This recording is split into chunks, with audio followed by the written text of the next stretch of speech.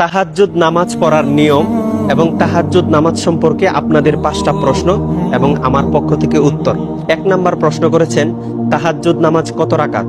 তাহাজ্জুদ নামাজ 2 রাকাত থেকে 12 রাকাত পর্যন্ত পড়া যায়। 2 নাম্বার প্রশ্ন, তাহাজ্জুদ নামাজ কখন পড়তে হয়? তাহাজ্জুদ নামাজ রাত 12টার পর থেকে সুবে সাদিক পর্যন্ত তাহাজ্জুদের নামাজ পড়া যায়। 3 নাম্বার প্রশ্ন, তাহাজ্জুদ নামাজ নিয়ত কিভাবে করব?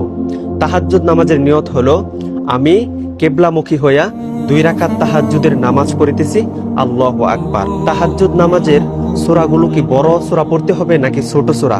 তাহাজ্জুদ নামাজে সাধারণত বড় সূরা দিয়ে পড়াটাই উত্তম, কেননা রাসূল সাল্লাল্লাহু আলাইহি ওয়াসাল্লাম 2 রাকাত তাহাজ্জুদ নামাজে 3টা সূরা শেষ করেছেন, সূরা বাকারা, সূরা আলী ইমরান এবং সূরা নিসা। 5 নাম্বার প্রশ্ন, তাহাজ্জুদের নামাজ কেন পড়বেন?